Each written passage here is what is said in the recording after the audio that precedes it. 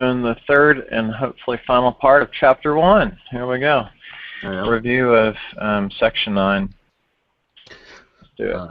The drives, eternal return of the same, as a review.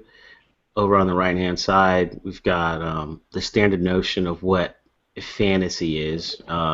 Fantasy as the moment of closure, is a screen and it avoids opening the enigma of the other's desire versus traversing the fantasy. So the standard notion of fantasy in general is something along the lines of like wish fulfillment and things along those lines. What Lacan's idea, or Zizek's interpretation of Lacan's idea, is fantasy fills the void of the other's desire, and it sustains a false opening.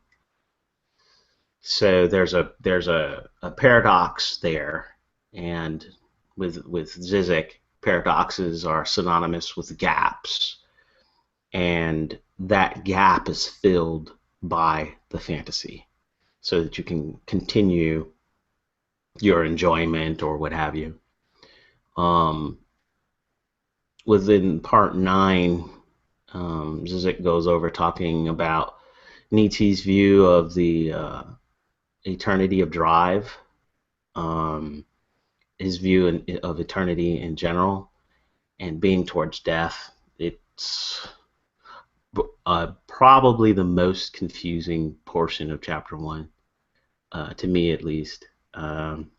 But this discussion of drive, and drive's not really animal instinct, so that's where it kind of, for me, becomes really somewhat confusing.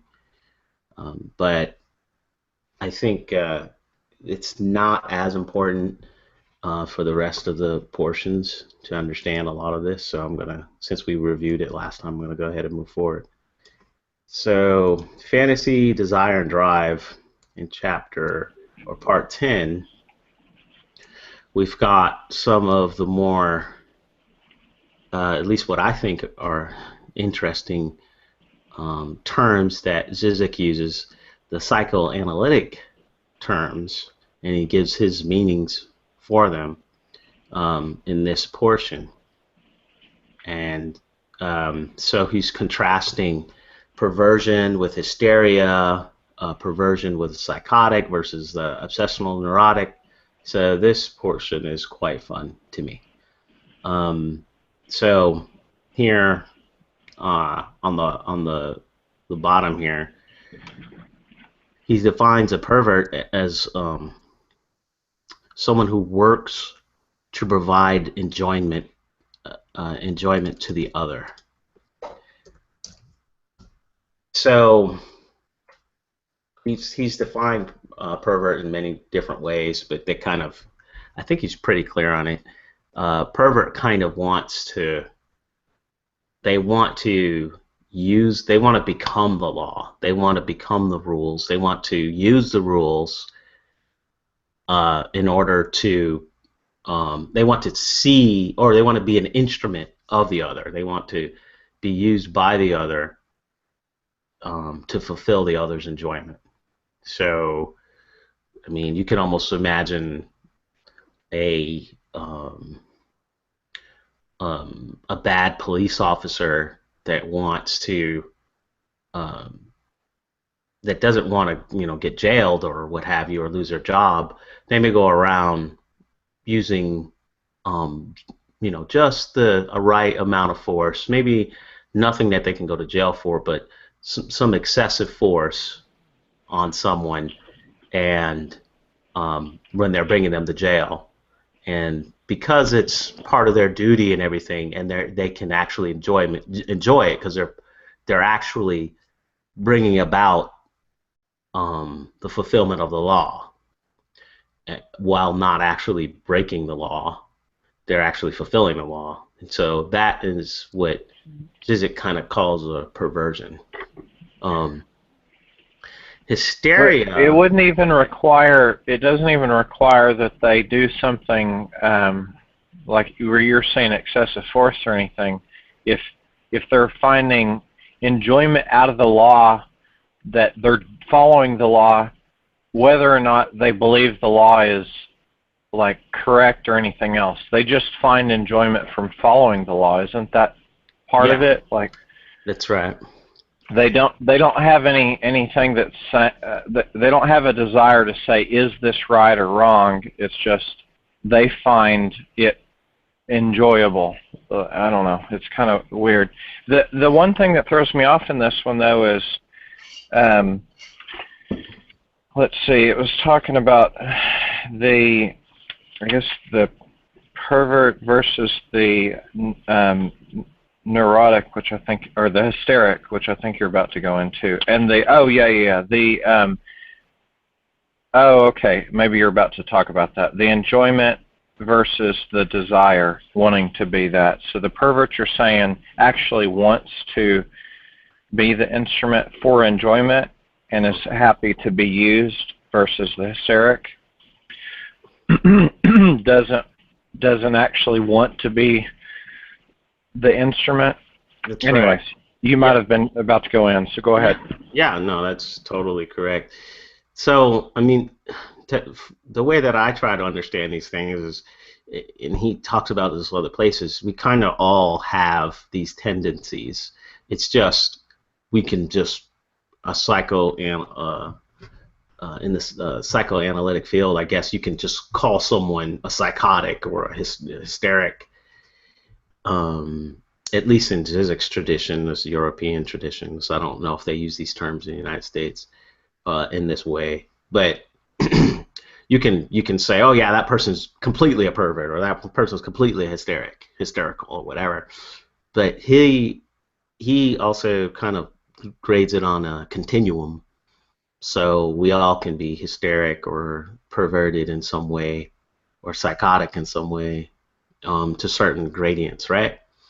So that's why I say you can kind of, with a police officer, and that's why I think it's very useful when Zizek uses film, because you can, by the popularity of the film, you can kind of tell what people enjoy, and then you can kind of see through like the Law and Order TV shows and things like that. You kind of see people get some type of poetic justice, and people enjoy seeing poetic justice being given by the police officers. Like, oh well, you forced my hand, so I went ahead and or we put you in jail, and you were exposed to all kinds of basically torture, and it's okay to enjoy it because it's legal. Right? When you're in torture, when you're in jail, people get raped and get beat up and all these things, and you can watch a movie about it and say, well, that's fine because they broke the law, so I can watch a movie about it or clips in the movie and enjoy it, and they'll put it in a movie just enough to where it's right on the boundary of, oh, that's enough to satisfy someone's perversion. And I think it's not what I'm trying to get at is that's something that's in that's a popular thing. That's not something that's only for what we would call perverts, like some type of child molester or some type of thing like that. It's something that appeals to that desire or enjoyment in just about anyone. There's some level of perversion where people want to have a poetic justice or something like that. That's just one example. Hysteria is a little bit easier to understand to me, because you just and for me, an easier way to understand hysteria is jealousy. How do you explain jealousy? Someone else is having fun somewhere. How is it that in any way that affects me? Right? It seems like it shouldn't. It seems like no matter what, someone else is having fun, no one's dying. So how is it? I should be fine. I should be almost even happy that they're having fun. But hysteria is someone else is enjoying, and I hate it, and that's the jealousy side. So hysteria wants to be getting more formal in the Zizekian way. It wants to be the object of the other's desire, but not the object of the enjoyment, right? So someone else, if you're talking about man, woman, and you're talking about this traditional, what Zizek would call the traditional male chauvinistic view, would be the male or the woman wants to be desired by the male, and but they don't want to be possessed by the male.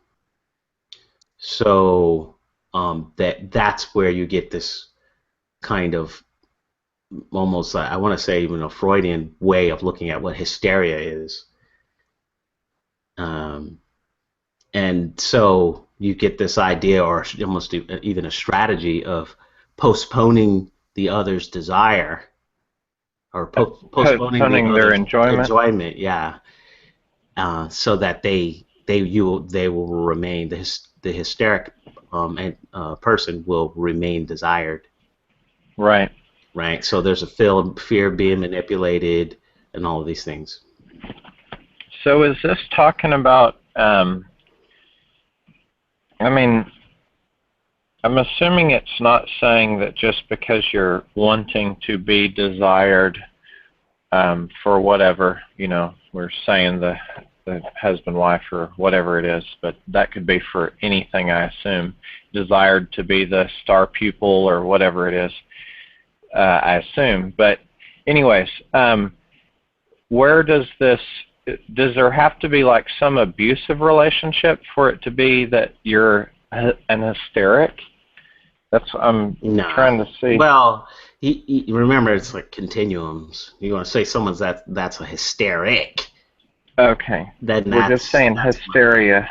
Yep. Well, I thought he used hysterical triangulation. The hysteric fear is that insofar as she is the object of the other's enjoyment, she is reduced to the instrument of the other. So it's saying hysteric. That's what, So I'm wondering where this ties in. You're saying it's a continuum, so we all have these things. It's just part, and hysteria is, he's labeling that as when you're wanting someone else's desire. Would this be like the child eating the cake? They want would it tie in with that? Like the example where they're eating the cake because they desire their parents' reaction, not only in as much as the behavior. There's another that wanting to postpone the enjoyment part comes in. So the behaviors that go around, I want to be desired, and I want you to not. And my strategy of being desired is postponing your enjoyment. Okay, right. So you have to have the postponing enjoyment. Yeah, and then the goals of the desired, but not possessed, is the big other side of it, is the real part to keep an eye on, because there's between the other small o, right, which is just anyone, and then there's the other big O, which is, like we said, it could be religion, it could be just any ideology, the big other, right? So with that, and you're trying to, and he associates that with the superego, with that, and you're trying to postpone the enjoyment of the big other, then you've got probably a bigger problem and more weird behaviors going on, where they're trying to postpone the enjoyment of such a thing. I mean, that's where I'm sure he probably, I haven't seen him say this, but the old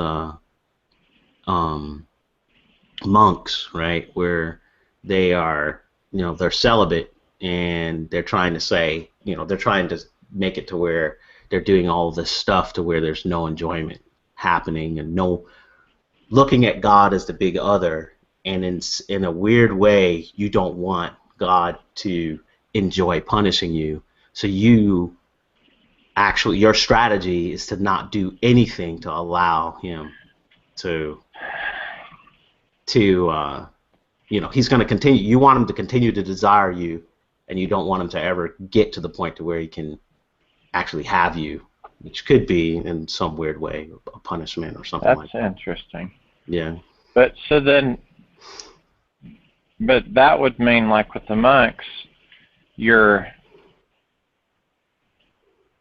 not.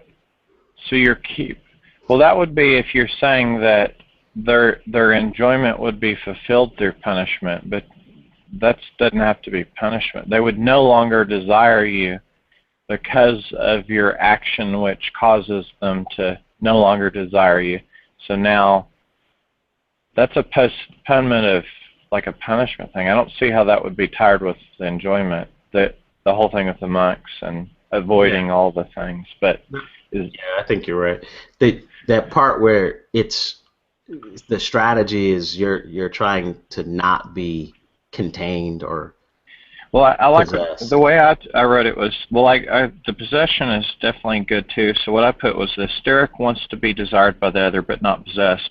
But the bigger one that I think I do see more and more now that I've read back and heard you say it was, a hysteric postpones the other's enjoyment as a strategy to keep the other desiring them. Mm-hmm. Yeah.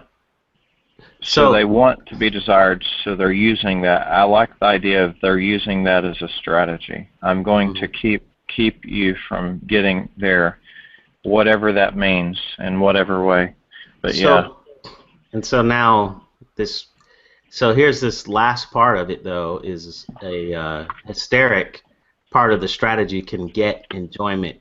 So if the other succeeds in getting enjoyment, and he uses this example with the man and the woman, right?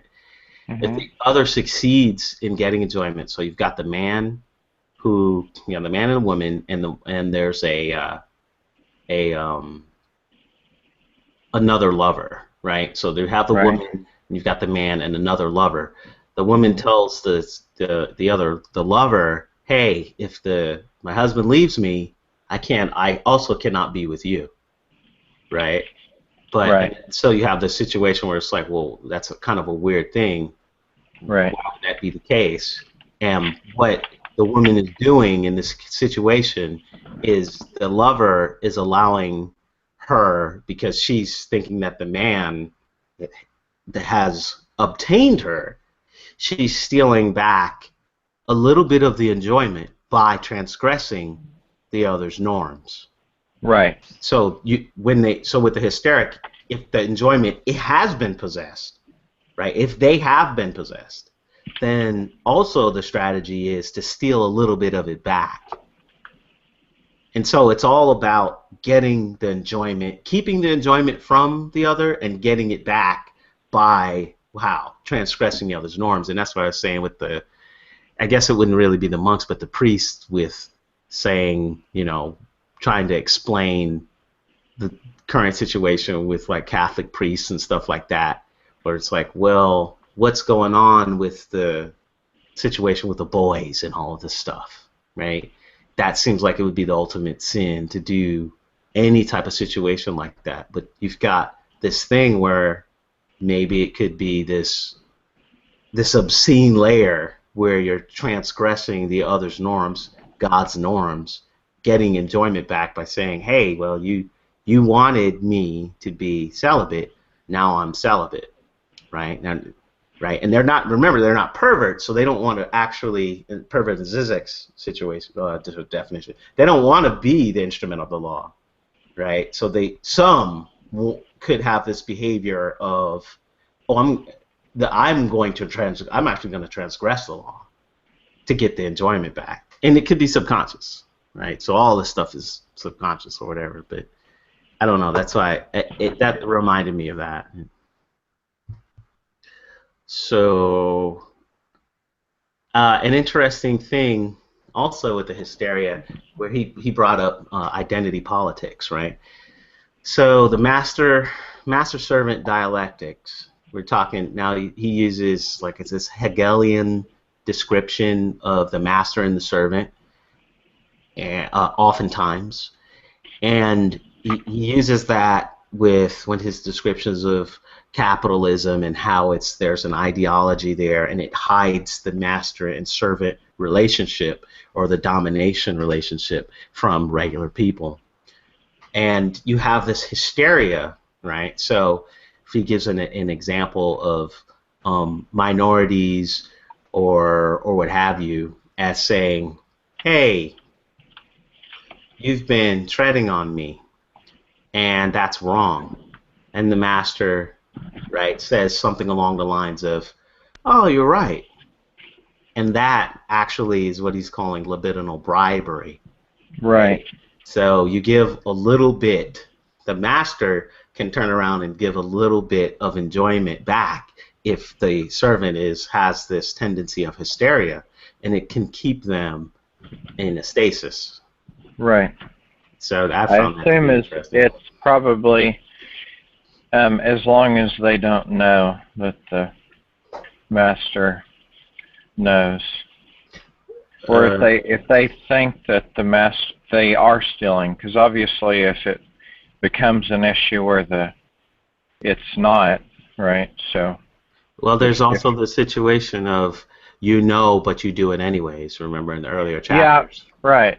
So then, what would that tie in? If so, then it's not. So if the master knows, and you could say you put it right into the like theft in a store. They know there's some percentage of loss is going to be there, so they work it into the numbers, and so you could go, I'm going to make sure that this is part of it, right? So now it's almost like it's no longer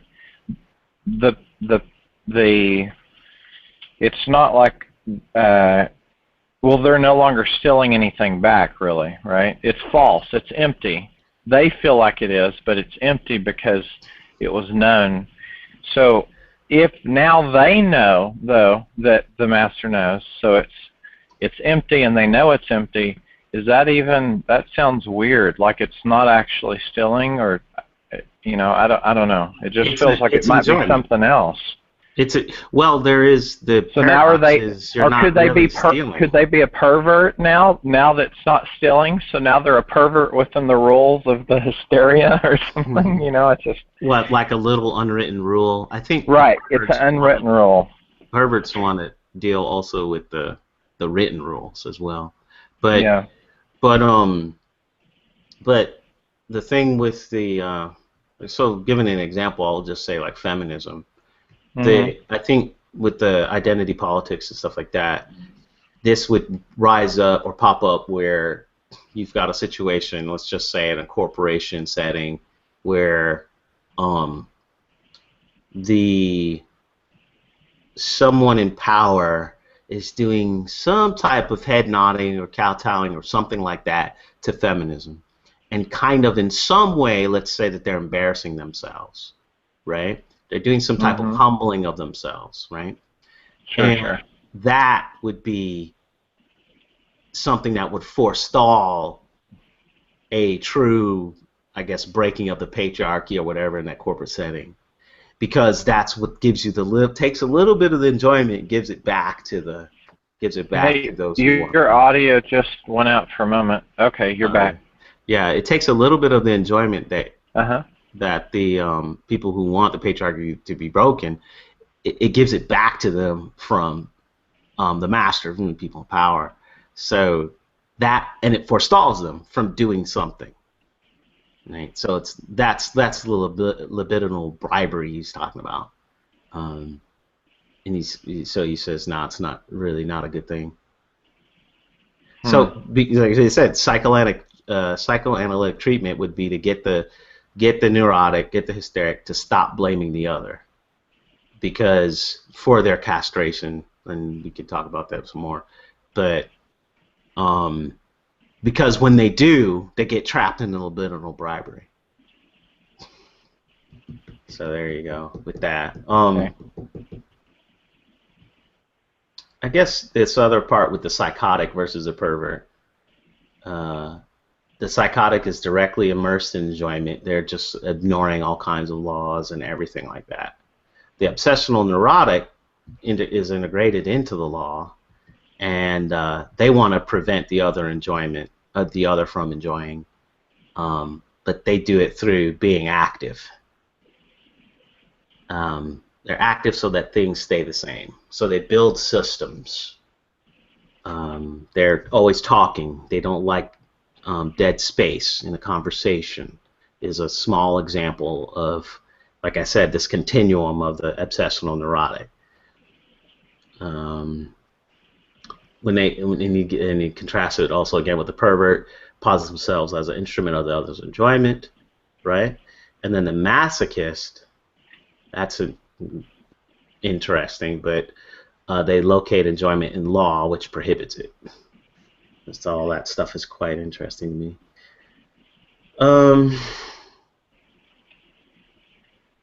I guess the bottom left-hand side is starting to get into some of the theory. So the emergence of desire happens when drive gets caught in law and prohibition, and it's a vicious cycle. Jouissance, which is enjoyment, must be refused, and must be refused in order to be reached, and reached by taking the inverted ladder of desire, which is Lacan's definition of castration.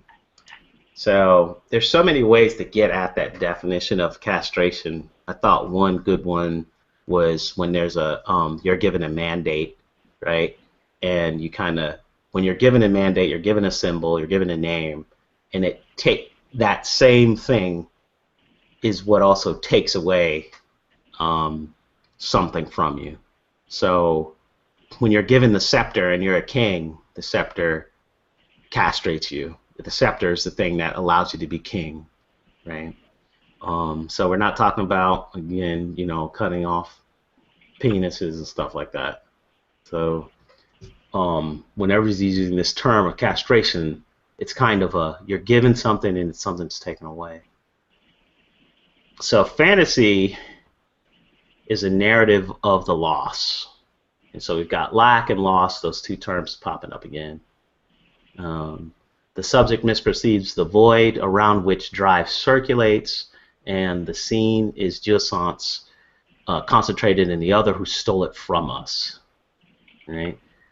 So there's a screen that separates desire from drive, stages the process of renunciation, and so that's the part where you're renouncing things, and then there's the emergence of the law.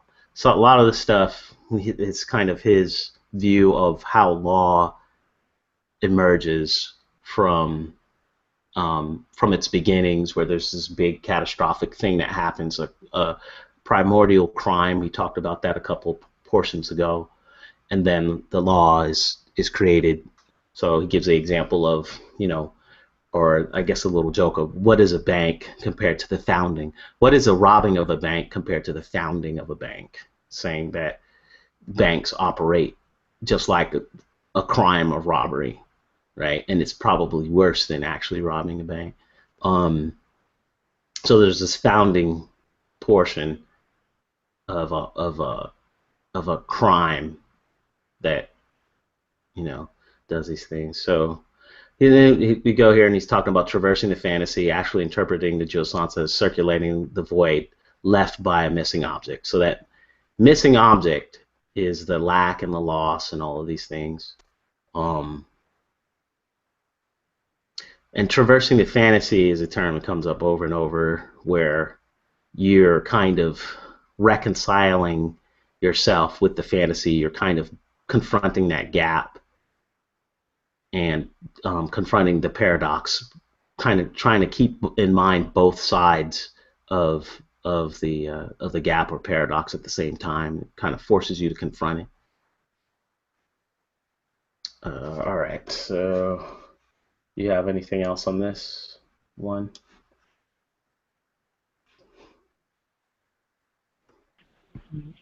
I was trying to, I guess, dig into traversing the fantasy and what that's going to do, but I didn't really get far enough to understand what he was saying on there. I think you were saying earlier the fantasy is synonymous with the gaps. Is that what you said earlier? The fantasy is it is what covers the gap. It's what covers the gap? Yeah.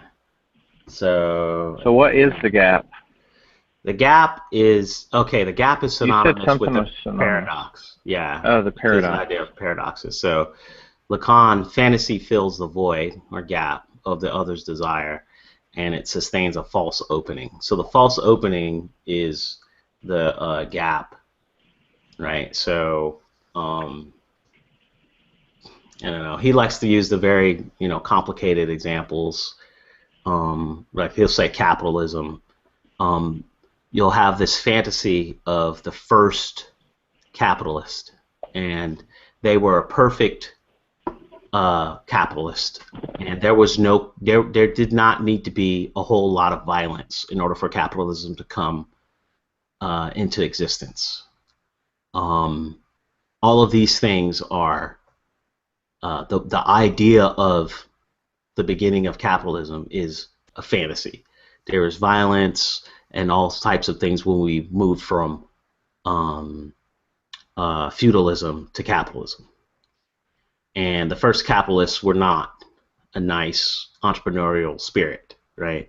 They, did all kinds of things. And so that the underlying paradox there is that, that our concept of what a capitalist really is, or what actually happened in history, versus, what's possible or whatever, or what actually happened and what we think happened, and we use this fantasy to fill in the gap, I guess. Okay. He uses some kind of complicated examples oftentimes to give examples. I think freedom is a good one. When he uses freedom and he says with capitalism, so we have the idea that you can be free for everything except for selling your services or products on the market. You're not free to do that. Only certain kinds of people are free to do that within capitalism. So you have this view, you have this idea, the fantasy is that you're free to do anything you want. And then, but that's covering this gap of, no, you actually cannot, unless you have, you're in certain positions and within society, within certain classes and stuff like that. Only those people are free to sell on the market, right? And not a regular person. And so that fantasy of everybody's free is filling in the gap of not being able to sell your stuff on the market or your wares on the market or whatever. Right. Let's see.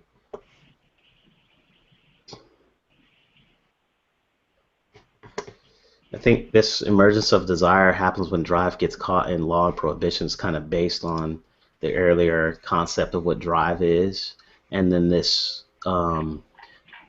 concept, the Freudian concept of the death drive, which is this thing that reoccurs over and over. He uses an example of like the undead, of something, this concept of something that just can't die, this concept of the immortal, and when that underlying thing that we call drive, which is Freudian death drive, loosely related, I guess, to the sex drive, you have this desire emerges out of it, and it has to do a lot with repetition and failing to get what it is that you want, or not actually getting what it is that you want, or not having what it is that you want, is what actually causes the desire. So a lack is what causes the desire. So let us move on here. This last portion of the chapter is kind of complicated, but then there's lots of opposition. So this is like Zizek showing his structuralist portion of his beliefs, I guess. So, all right. You've got desire and drive, which is similar, very similar to truth and knowledge. So the opposition of desire and drive is similar to the opposition of truth and knowledge. And so if you want to, Zizek's definition of knowledge here, one attribute of it is it disregards the subject's position of enunciation. What does that mean? It's supposed to be objective, and right? It's supposed to not be subjective. It's supposed to be objective. So the subject's position, where he's talking about, he or she is talking about a topic, it doesn't matter. It doesn't matter who says anything about this topic. It's supposed to be the exact same. And truth is supposed to be the subject is existentially engaged in.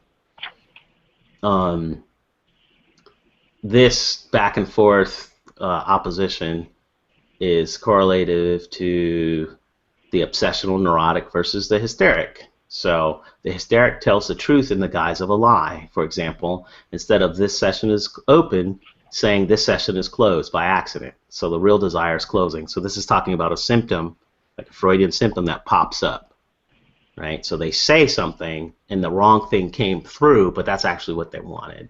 And he's saying that this is kind of an attribute of a hysteric when this happens, trying to maybe steal back some enjoyment or whatever.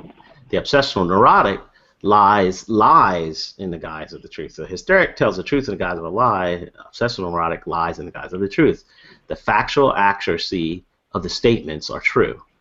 For example, my enemy had a car accident, and then they will go on and on about they were never near their car, right? So the factual accuracy is true, right? But they are doing something in this example. They're doing something along the lines of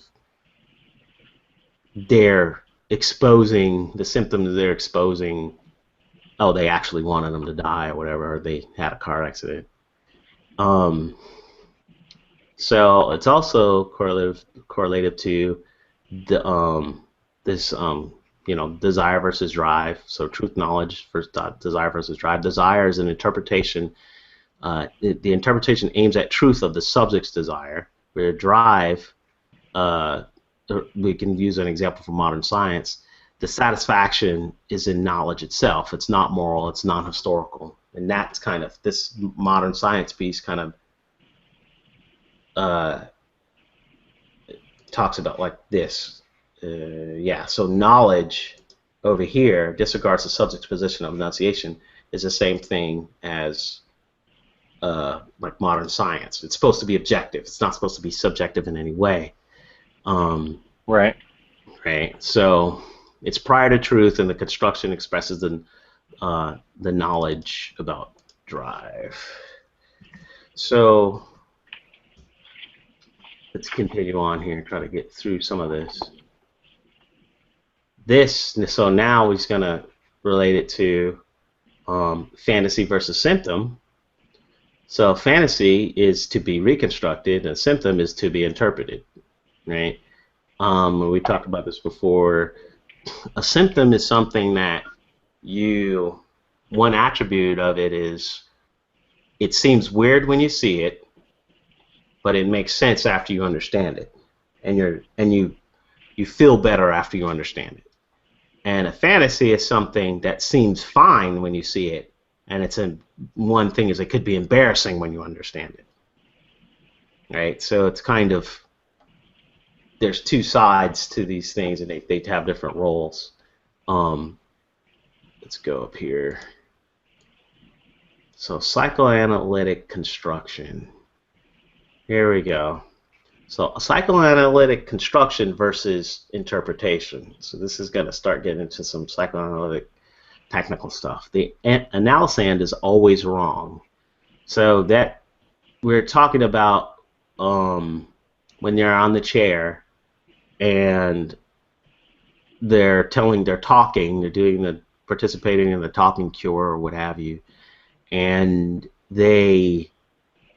no matter what it is that they say, there's this phenomenon And I think he also, it's related to transference or what have you, but they are supposed to always be wrong, or they're supposed to think that they're wrong, and the analyst is always right.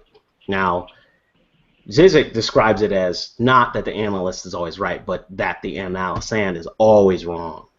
He's saying that specific thing that the psychoanalytic construction is about. So purely explanatory. It can never be subjectivized. It's the fundamental fantasy. Knowledge can never be assumed by the subject as true about themselves. So they're giving the example of the Freud's "A Child Is Being Beaten" essay. He's saying that you could never, or he believes that someone can't have a dream that they're being beaten by their father. It's always some child that's being beaten, and it's not subjective. It's desubjectivized. So certain things are along those lines. So then we'll go up to here to versus interpretation and versus psychoanalytic analytic construction. By an analyst, the interpretation aims to bring about the truth through a formation of the unconscious, like a dream or a symptom. It's measured by the effect of truth. So it stirs up memories and traumatic encounters and the subject recognizes himself in the signification. So when the analyst participates in interpreting what they're doing, it's supposed to do all of these things. An example is a traumatic encounter pops up, or the memory of that traumatic encounter might come forth or whatever, and they recognize themselves. So a lot of this is Zizek's way of saying that psychoanalysis is valuable in order to do battle with fantasy and also ideology, which fantasy and ideology go hand in hand. So I believe that's what he's trying to get at here. So let's go a little bit. Psychoanalysis, the knowledge of drive, knowledge of the subject's fundamental fantasy, and a formula regulates jouissance. Again, talking about as far as the formula and how it regulates enjoyment, and the fantasy is that, for example, there is no sexual relationship. There's no way to really interpret the gender differences or the sexual relations. You have to have a fantasy in order to make any sense of it. And that's what he's calling. He often calls the fundamental fantasy is the fantasy that a sexual relationship takes for every individual, and and that's what regulates their idea of what sex is.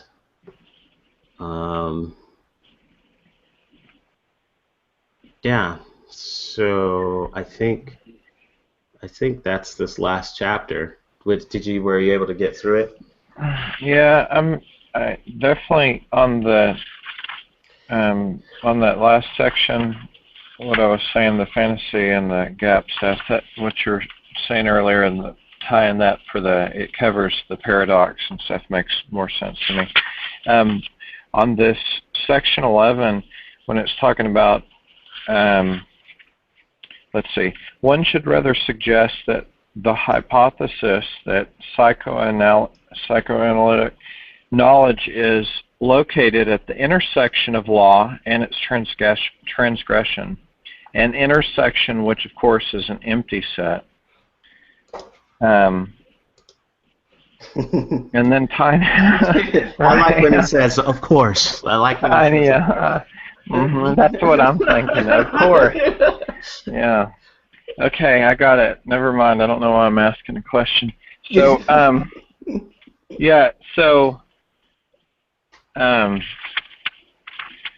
whole last piece here, when it's coming, like you're saying, talking about why psychoanalysis is a good thing and how it can help to see the fantasy and what you're saying with regard to ideology and everything else.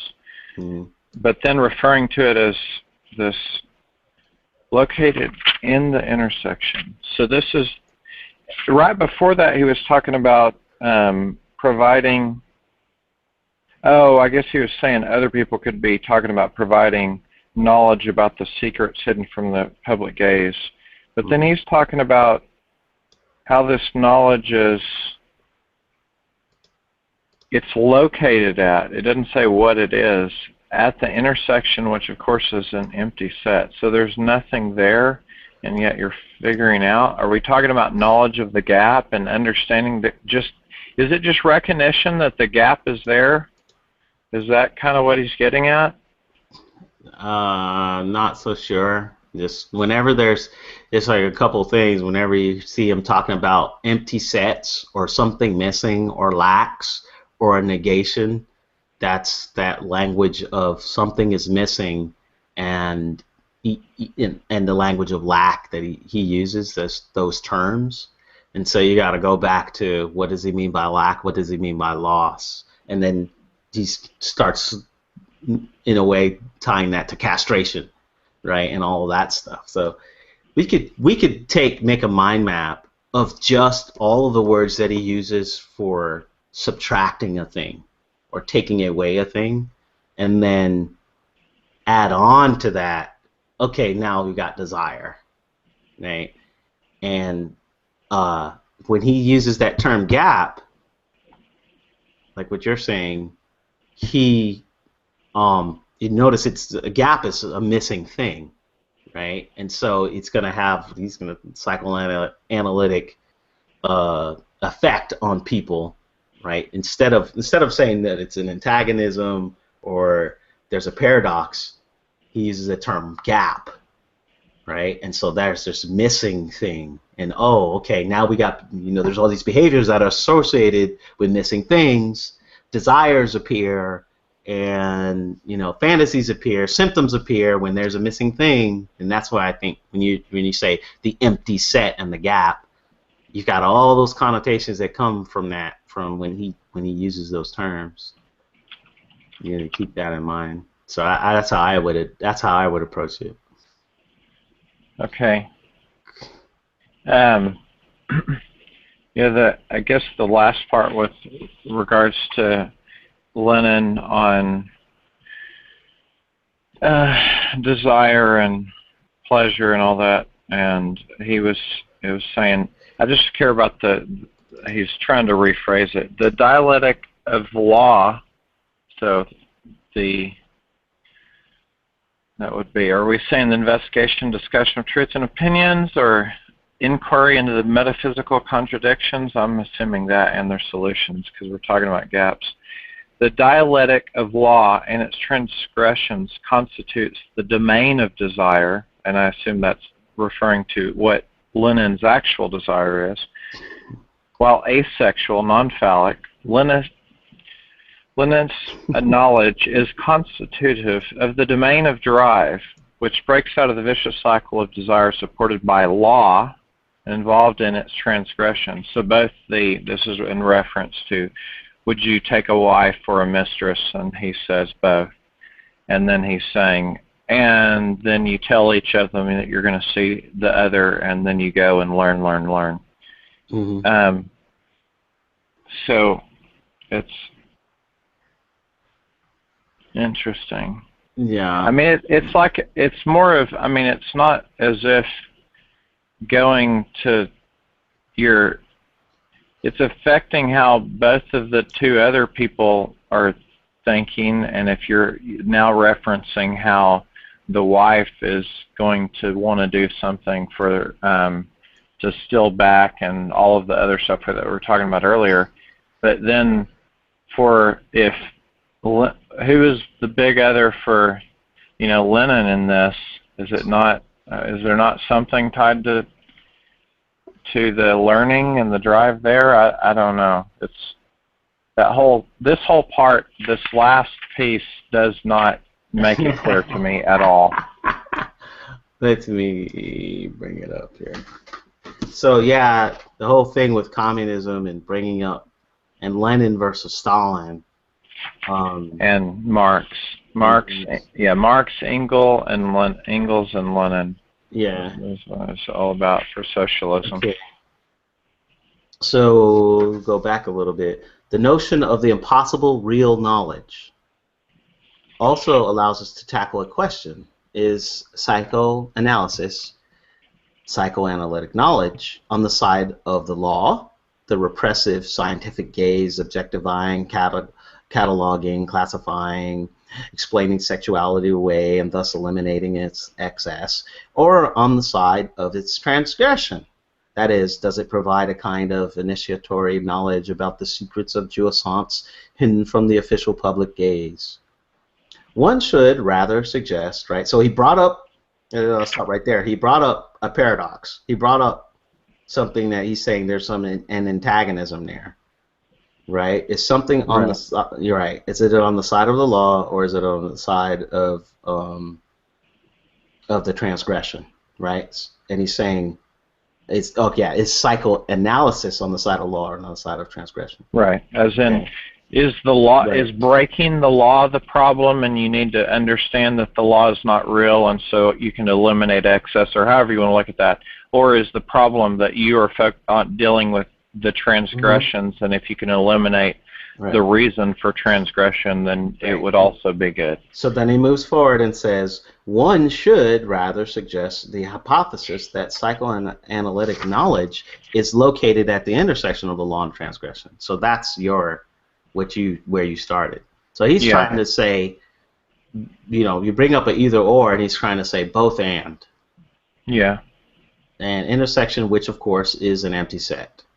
Right. Well, I get it's both and then he throws stuff in an empty set. And what does he mean by that with regards to this? So the wife, could represent the law, and the mistress representing the transgression, obviously. Are we saying they're both not true, and or what does that mean? I guess that's what I'm saying.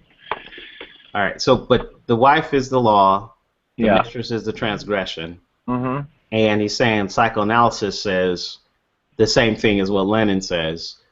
Both, and how do you satisfy both of them? You basically lie to each one and then do what you want.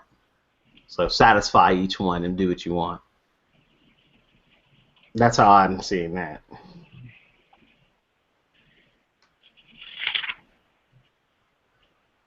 And he puts it on the bottom, or to put it in a slightly different way, the dialectic. So you're saying that if you understand, so we're talking about the knowledge. So we're trying to gain knowledge so that we can, I guess, become better, or whatever however you want to phrase that. So gaining the knowledge means understanding both sides, and then your step away. I guess he's taking a third option that was not given, right? So he's saying you have this knowledge, you should avoid this and this, and step away. And you're doing that via, in this particular example, lying to both. And what you mean. So the knowledge is allowing you to make that, take a third option by understanding that both of them would. Or both of them aren't real. I mean, when he's saying that, when he brings up a paradox, and then you got transgressing or traversing the fantasy, you're supposed to be bringing up the paradox, to confronting it, bringing it to your attention so that you can see that it's not actually real. It can't be A and non-A at the same time and in the same sense. So you basically don't even, both of them are wrong, basically. Okay. So it's kind of and he kind of leads on to on the bottom. He uses the word constitutive, and that is pregnant with meaning. And then he says the dialectic of law and its transgression constitutes the domain of desire, right? So the law and its transgression is where it is how you define desire. Desire is everything is completely made up of laws and transgressions. That sentence. That's how I'm understanding it. While asexual, right, and while asexual, so and non-phallic, Leninist knowledge. So he's making the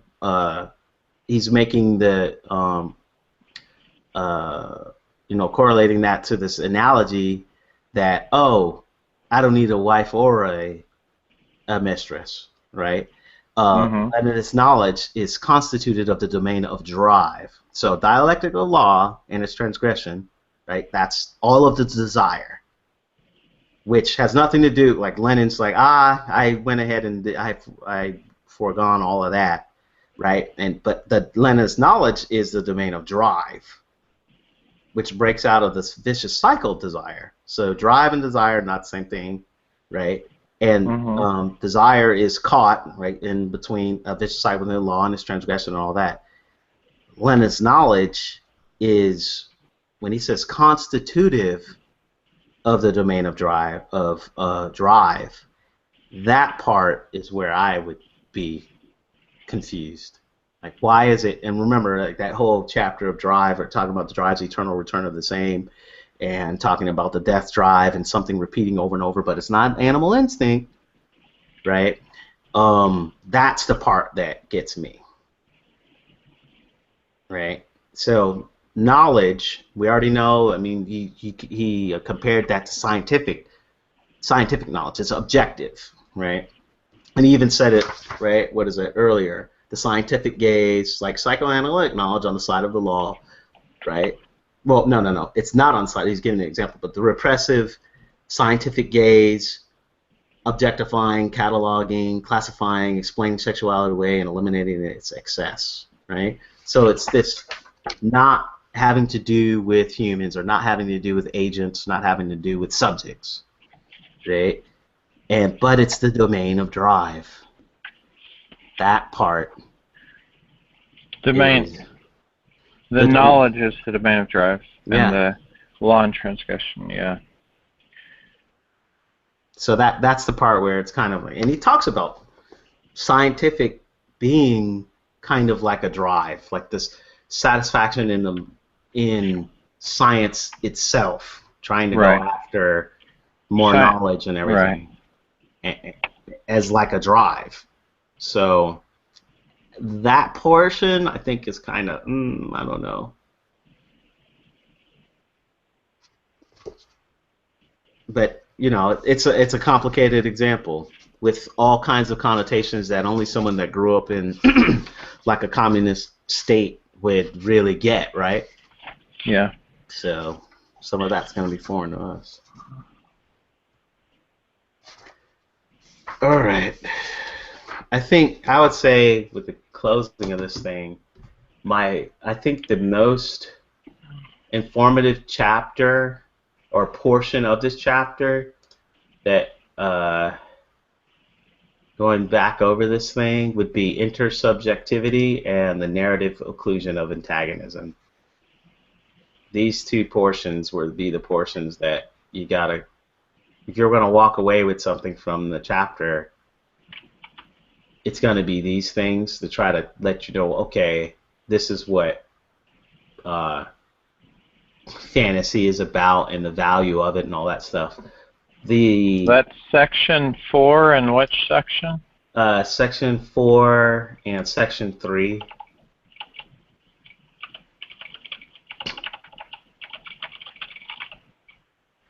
Right? So, I mean, this is the portion where he talks about, hey, there's Freud's daughter.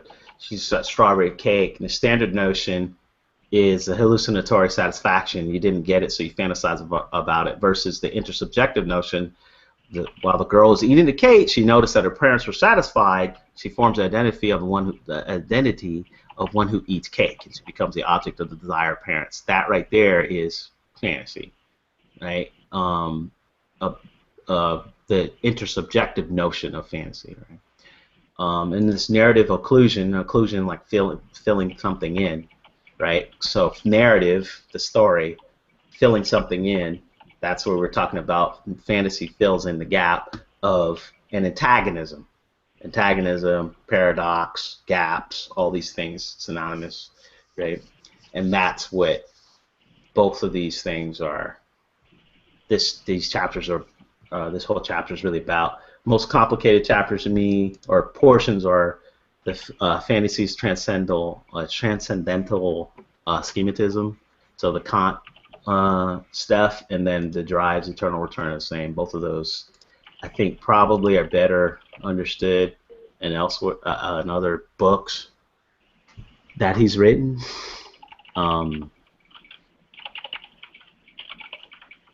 And here he just kind of went over it pretty fast. So. All right. So I just wrote that down. So section 2, 10, and 11 are probably the most complicated. I kind of mixed 10 and 11 because they're just, it's like 10 is the intro for 11, which was, they're both ridiculous. Yeah. 10 is short but ridiculous, and it's just get ready for what's going to happen in 11. I'm glad we didn't include those as with 2 or 3 other ones, though. I can tell you that. And then you're saying recommend to focus on section 3, intersubjectivity, and section 4, the narrative, the declusion of antagonism. Yeah. To help understand the entire chapter. Yep.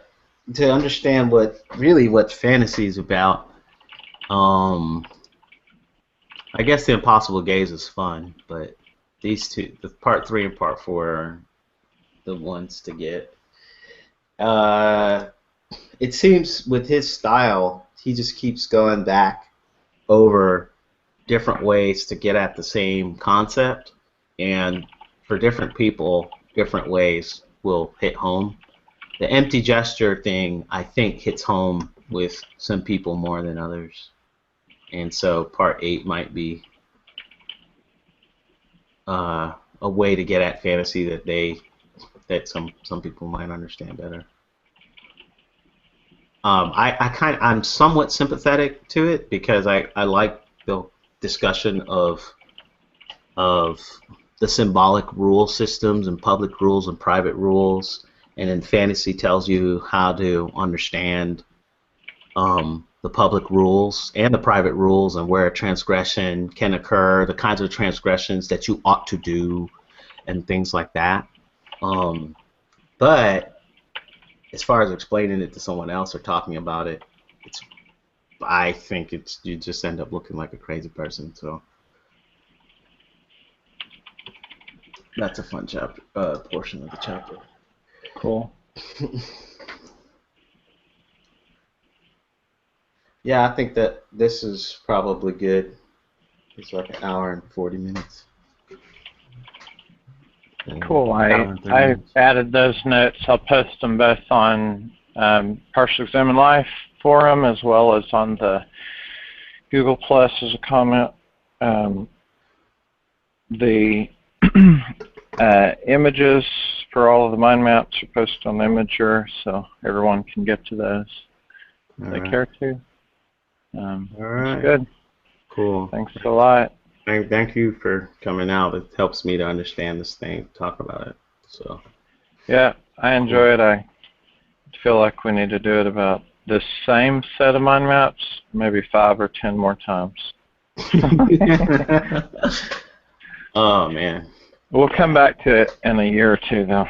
Yeah, I'll tell you what, the first portion of the next chapter has been and is my favorite, but the whole chapter's not. Just that first portion of the next chapter is my favorite of all of Zizek's stuff, written stuff.